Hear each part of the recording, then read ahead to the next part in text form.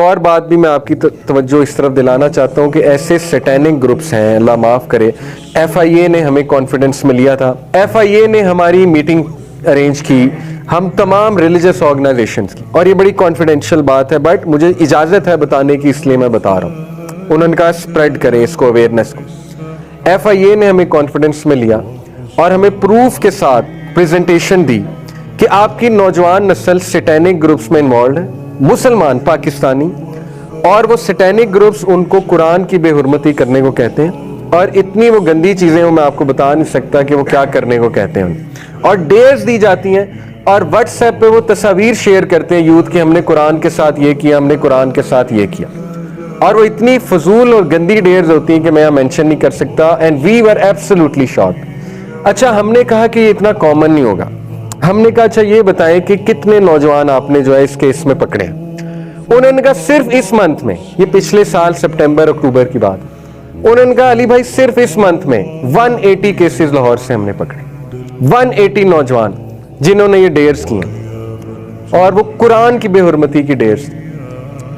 Please take care of your families, اپنی families کو strong کریں. یوتھ یہ 180 جو لوگ تھے, ہم نے پوچھا یہ ان کا بیک گراؤنڈ کیا ہے, ان کی کرمنل ہسٹری کیا ہے, یہ کیوں گئے اس طرف, تو سب سے بڑی وجہ نکلی کہ وہ as a family they were weak. Parents کی لڑائیاں, ویری سیڈ.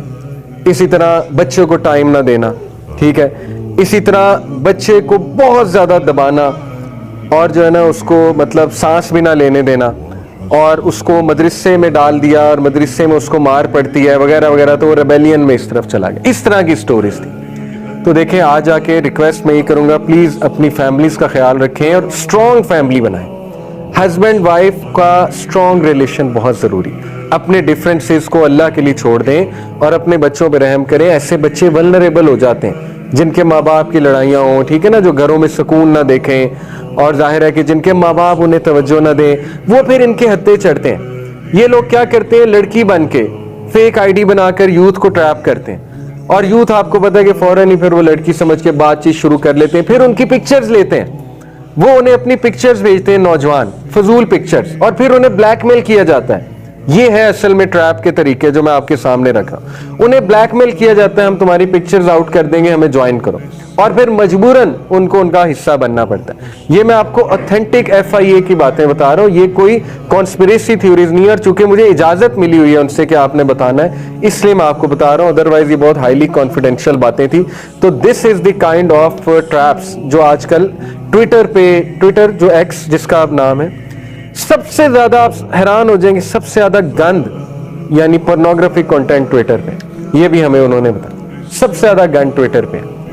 اور حیران کن بات, میں تو سمجھتا تھا ٹویٹر بڑا کلین پلیٹ فارم ہے, لیکن سب سے زیادہ جو ہے وہ وہاں پر گند ہے, اور سب سے زیادہ ٹریپ بھی وہاں سے کیا جاتا ہے ٹویٹر کے تھرو, اور پھر واٹس ایپ گروپس بنے ہوئے. تو دیز آر ریئل تھنگس, اس لیے اپنی حفاظت کریں. لاسٹ کچھ چیزیں, انشاءاللہ یہ 2 حصوں میں لیکچر تقسیم ہوگا کیونکہ بڑا لیکچر ہے. Understanding the pillars and ethos of modern civilisation, یہ بھی فتنہ دجال کو سمجھنے کے لیے دیکھیں بہت ضروری ہے.